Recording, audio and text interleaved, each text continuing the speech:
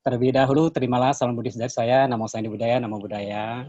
Namo Selamat pagi Buddhaya. semuanya, puji syukur pada Sang Triratna, hari ini kita dapat berkumpul bersama, yaitu di Sharing Dharma, yaitu di bulan Waisak, kita sama-sama menyambut ya. Berbahagia kali saya di bulan Waisak ini, penyambutan Waisak, saya diberi kesempatan untuk Sharing Dharma. Baiklah, saya asalnya dari Medan, tapi sekarang udah stay di Banda Aceh ya. Nama saya Karma Jimmy Suwanto Halim.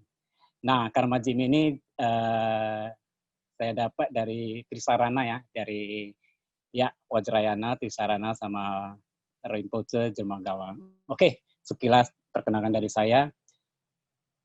Saya langsung mulai ya. Nah,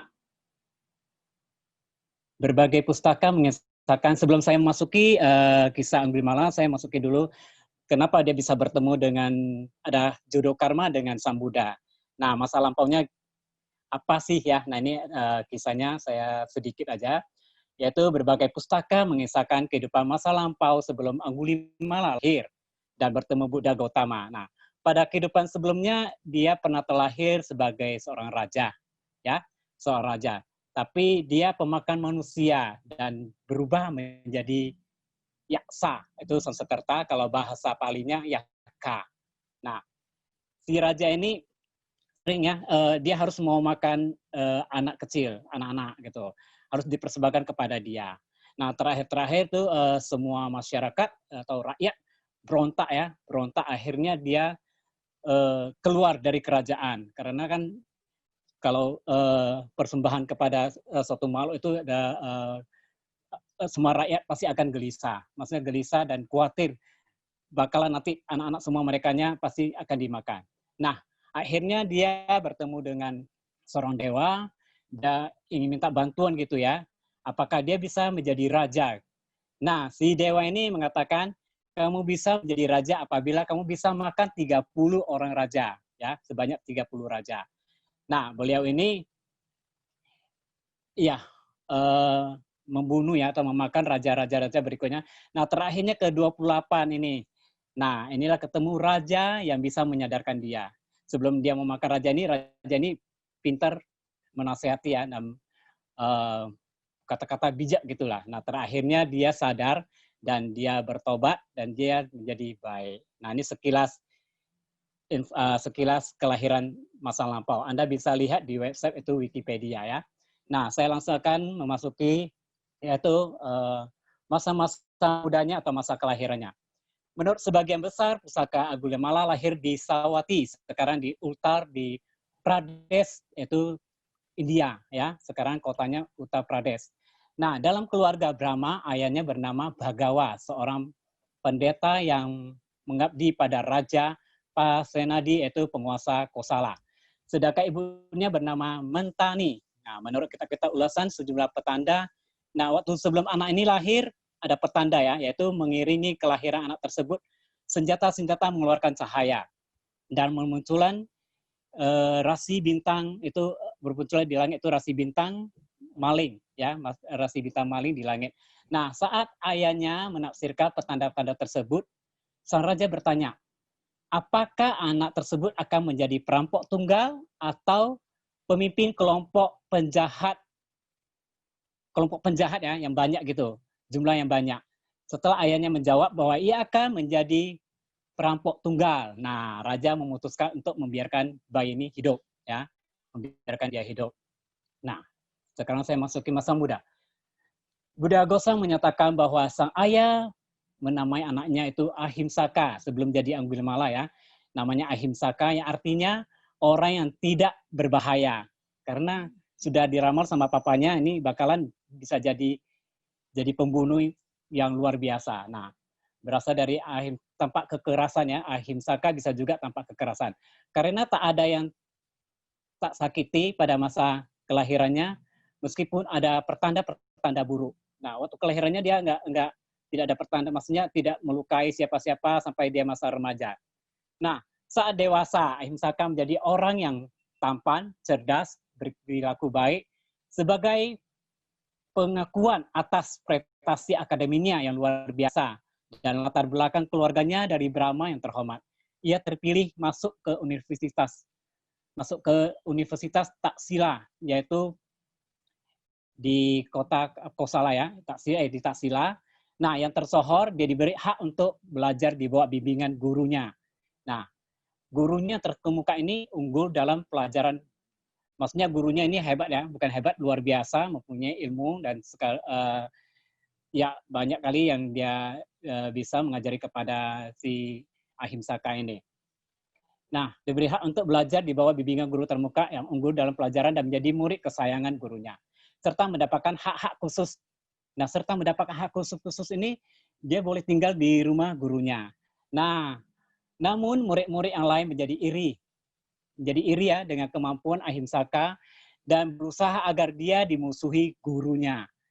Akhirnya mereka ini ya, sering-sering mereka ini ya, sebenarnya gurunya itu tidak percaya berhubung ini murid-murid ini sering hasut, akhirnya gurunya percaya. Nah, akhirnya mereka menuduh. Nah, menuduh Ahimsaka menggoda istri gurunya. Karena tak berniat atau tidak bisa menyerang di hadapan Ahimsaka, si guru ini, secara langsung sang guru berkata bahwa, nah, pendidikan Ahimsaka hampir mau selesai. Tetapi ia harus memberikan tanda terima kasih kepada gurunya. Pintar ya gurunya ya. Maksudnya harus ada imbalan gitu. Nah, sebelum guru menyatakan ketulusannya sebagai pembayaran, sang guru meminta. Nah, ini guru ini meminta. Yaitu 1000 jari manusia masing-masing diambil dari orang yang berbeda. Boleh perempuan, laki-laki, atau anak. Nah, berbeda. Jarinya berbeda ya. Bukan satu orang 10 jari. Satu orang 1 jari. Berbeda. Nah, dia berpikir karena berpikir bahwa Angulimala pasti terbunuh dalam upaya memenuhi permintaan yang mengerikan itu. Ya jelas ya, pasti gurunya membunuh 1000 orang nggak mungkin bisa sampai 100 saja pasti bakalan nanti dia akan dibunuh, dibalas sama rakyat maupun orang lagi. Nah, setelah dia mengiyakan ya, ya kalau di India ini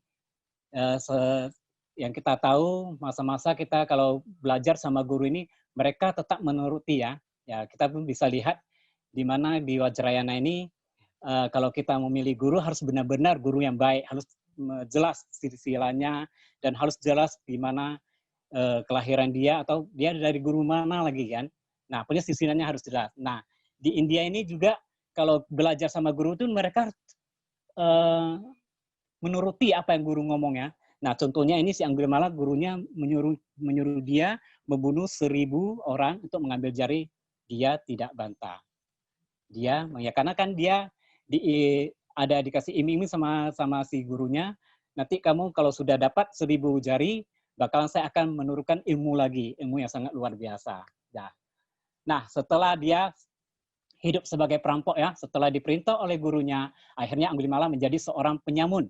Nah, berdiam di tengah-tengah hutan. Nah, untuk mengintai orang berlalu lalang, lalu dia membunuh, melukai mereka, dan ia memasuki perkumpulan menyeret. Dia masuk ke desa-desa itu, ke desa-desa maupun kota warga. Nah, dari sana dia menyeret.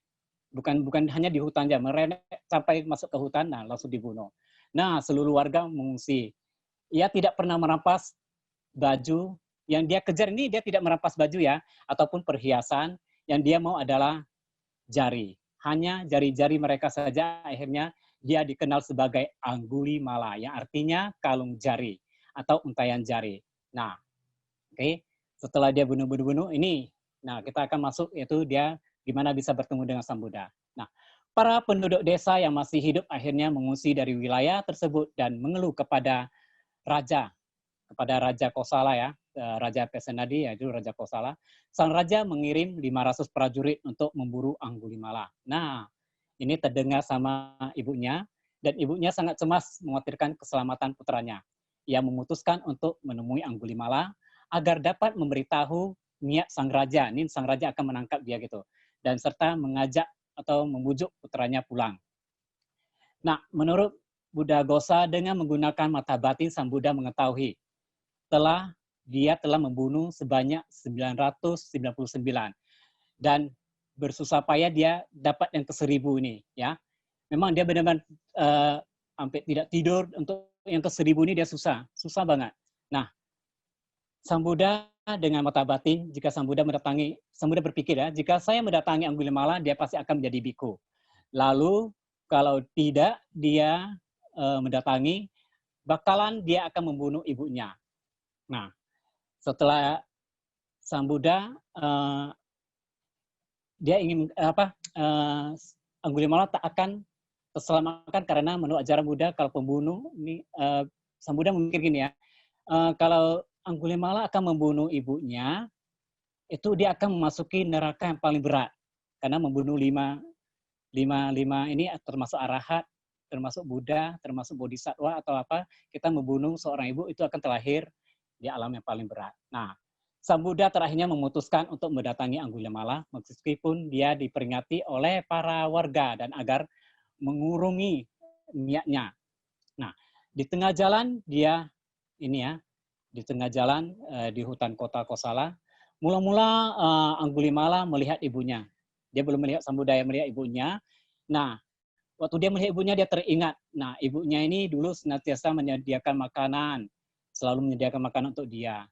Namun setelah melakukan pertimbangan, dia antara ragu-ragu mau bunuh ibunya, tapi ibunya selama ini baik terhadap dia. Nah, untuk menjadi ibu yang ke-1000 ini, dia akhirnya niat untuk membunuh. Namun Sang Buddha langsung datang dan ia terakhir memilih Sang Buddha sebagai pengganti ibunya.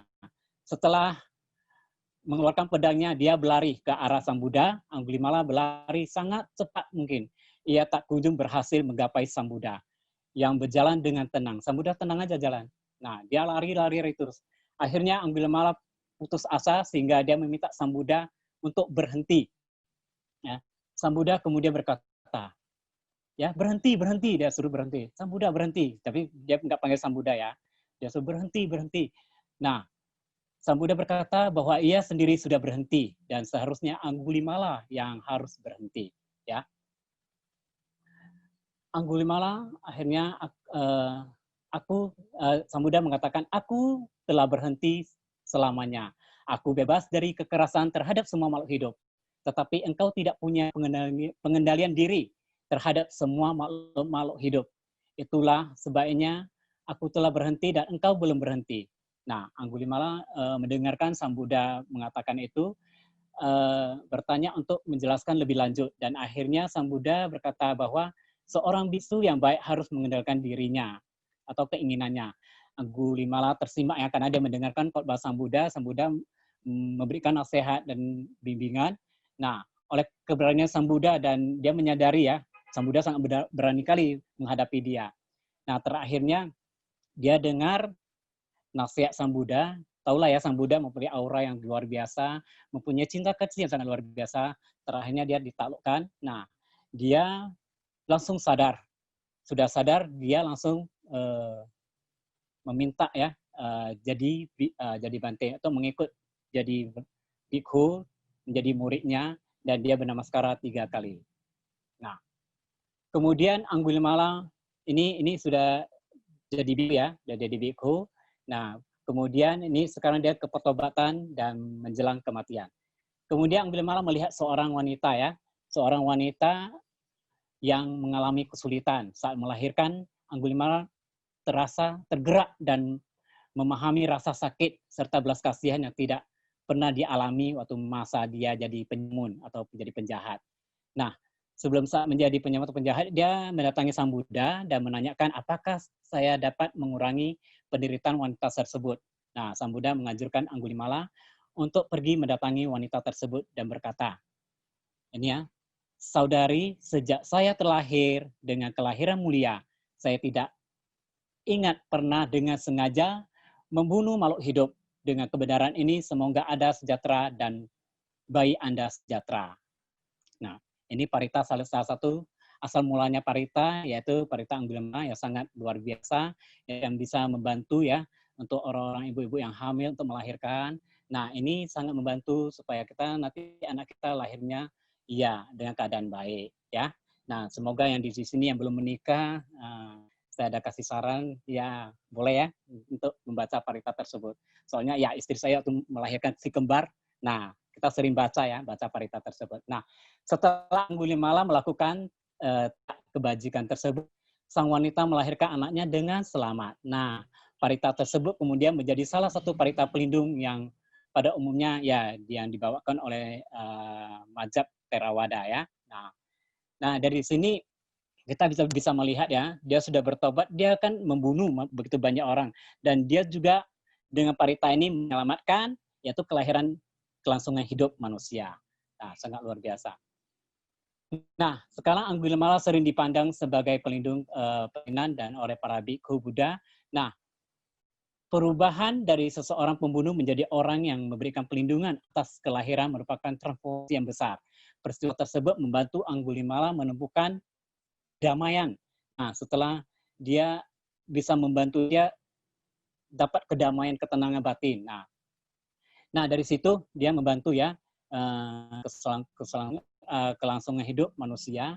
Nah, masyarakat sudah mulai menerima serta berdinamakan. Nah, banyak masyarakat yang sudah terima dia, kebaikan dia. Nah, ada yang berdinamakan, ada yang memberikan ya jubah gitu ya, maksudnya berdana kepada si ini Anggulimala. Nah, namun ada beberapa. Nah, ini ada beberapa masih rakyat atau ini ya masih ada dendam karena dia harus bertanggung jawab karena dia pernah membunuh istrinya, ada yang membunuh anaknya, ada yang ya, dibunuh itu family dia kan. Nah, mereka ini semua masih ada dendam. Nah, pada saat itu Anggulimala berpindah patah ya, berpindah patah. Nah, terlihatlah sama yang ini yang masih ada dendam-dendam itu. Nah, mereka ada yang ambil tongkat dan batu mereka menyerang saat dia berpindah patah. Dalam kondisi kepala berdarah, jubah koyak, dan semuanya mangkoknya pecah. Nah, pada itu dipukul, dilempar batu, Anggulimala tidak melawan. Karena dia udah dipesan-pesan sama Sang Buddha, bahwasanya waktu pada saat harus pindah patah, dia harus ada keadaan tenang. Udah tahu ya, mangsanya pasti akan dia dibunuh oleh, dibalas oleh rakyat. Nah, pada saat itu pindah patah, dia udah dipukul-pukul, akhirnya dia sudah susah nih ya, jalannya pun udah agak susah, tapi dia terakhir sampai juga di vihara. Nah, udah sampai di vihara, dia duduk dengan tenang. Karena dia ada pesan-pesan dari Sang Buddha, harus tenang dan menerima hasil karma buruk yang dia perbuat itu tetap harus diterima dengan ikhlas. Nah, dia tetap terima dengan ikhlas. Nah, dia duduk samadhi, akhirnya dia meninggal ya, meninggal. Nah, setelah kematiannya itu ada diskusi timbul di kalangan para bikhu tentang alam kehidupan apakah yang dicapai oleh Anggulimala saat ini ya, saat dia menjelang kematian. Nah, Sang Buddha menyatakan bahwa Anggulimala mencapai nirwana. Hal tersebut menunjukkan beberapa bikhu. Mereka terkejut dan bertanya, bagaimana mungkin seseorang yang membunuh banyak orang masih bisa mencapai pencerahan? Nah, Sang Buddha menjawab, para bikhu Anggulimala telah banyak melakukan perbuatan jahat karena ia tidak memiliki teman-teman yang tidak baik. Nah, tetapi kemudian dia menemukan teman-teman yang baik dan dengan membantu mereka serta dapat terima nasihat-nasihat dari teman-teman yang baik, dapat guru yang bisa membimbing dia dengan baik dan dia menjalankan sila, samadhi dan panya dan tekun berlatih.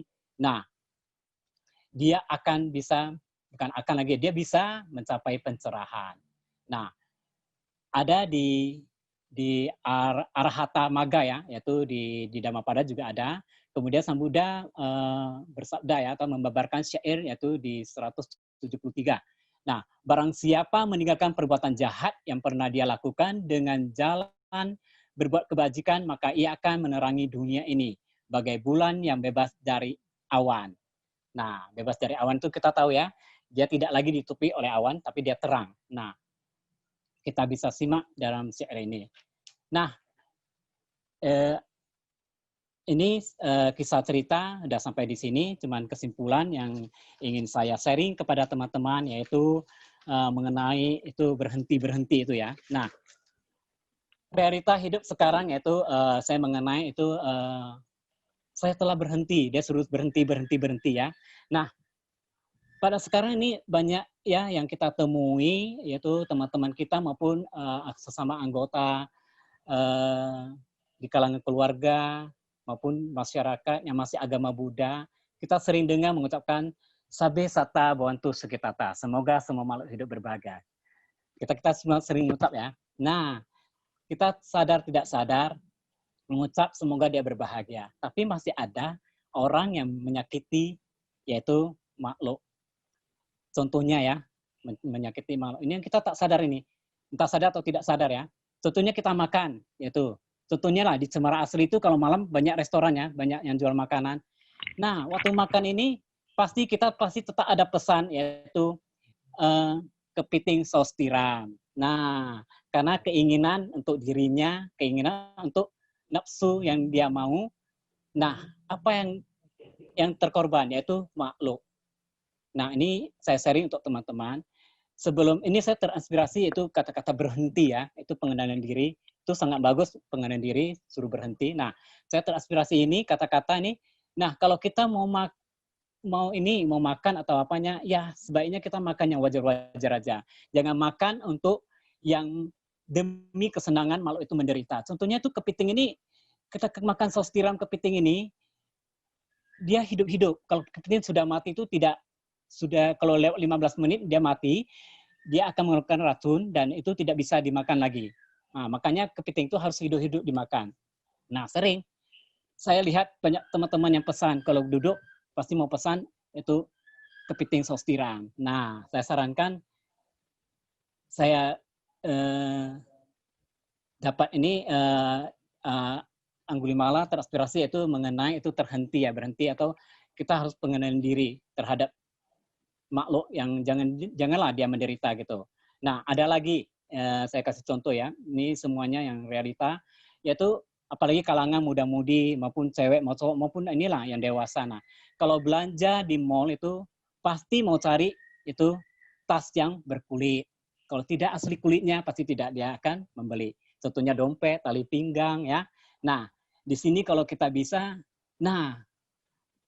pengendalian diri lagi. Kalau bisa ingat ini ya kata-kata yang dimana Anggulimala suruh berhenti ya tuh ya. Nah, Sang Buddha mengatakan saya sudah berhenti. Nah, harus Anda ingat berhenti. Berhenti janganlah kita memiliki yaitu tas harus kulit buaya kayak Hermes itu ya. Bayangkan kita teng-teng tas itu di buaya loh itu kemana-mana buayanya. Nah, kita harus ada cinta kasih yang kepada yang ada diri kita. Jangan lagi kita karena kesenangan untuk apa makhluk lain yang menderita. Kena sisaan itu kulit buaya kan bukan langsung dibunuh, dikupas-kupas kulitnya itu sangat menyakitkan. Nah, ini contoh-contoh ya untuk pengendalian diri, yaitu contoh-contoh jangan lagi kita berusaha pengendalian diri untuk menghindari kekerasan, untuk menghindari penyisaan, dan untuk menghindari pembunuhan kepada semua makhluk. Nah, dengan ini semua, kalau kita benar-benar menjalankan dengan baik, apalagi menjalankan Pancasila saja, 5 sila itu tidak menghindari dari pembunuhan, pencurian, tidak berasusila, ucapan yang benar, tidak meminum keras. Nah, niscaya kita akan terlahir di alam yang bahagia, alam yang luar biasa. Nah, bahkan bisa mencapai parinibbana. Karena 5 sila ini sudah sempurna, kita bisa masuk yaitu 8 jalan utama. Cukup 5 sila ini kita pegang, kita pedoman ya. Kita sehari-hari pedoman 5 sila ini, nah kita sudah pasti hidup bahagia. Nah, kepada teman-teman sahabat yang ada di Money House, saya mengucapkan banyak terima kasih ya. Nah, ini kesimpulan saya di sini yaitu intinya kita semua ini di sini harus pengendalian diri. Pengendalian diri kita itu ya harus benar-benar untuk menghindari kekerasan, menghindari penyisaan. Karena kita sering ucap Sabe Sata Bhavantu Sukhitata, semoga semua makhluk hidup berbahagia. Itu memang ucapannya, tapi prakteknya mana? Nah, prakteknya itu benar-benar harus praktek. Kita jangan ucap Sabe Sata, tapi masih ada memusuhi teman, banyak yang kita tidak sukai, atau kita mencela, menyakiti, itu salah ya. Nah, ingat Sabe Sata Bhavantu Sukhitata itu untuk semua makhluk berbahagia. Nah, demikian sharing Dharma dari saya. Sebelumnya saya minta maaf apabila ada kata-kata yang kurang mengena kepada saudara-saudari yang tidak menyenangkan. Mohon maaf ya. Nah, semoga kebajikan yang kami perbuat di sini dapat kami limpahkan kepada semua makhluk hidup, maupun yang kelihatan, maupun yang tidak kelihatan, kecil maupun besar, panjang maupun yang pendek ya. Nah, semoga semuanya dapat mengembangkan budi cita dan mencapai kemudahan. Semoga juga mereka bebas dari samsara, yaitu kelahiran, kesakitan, kematian. Nah, semoga semuanya hidup berbahagia. Sadu, sadu, sadu. Terima kasih. Saya lemparkan lagi kepada Henry.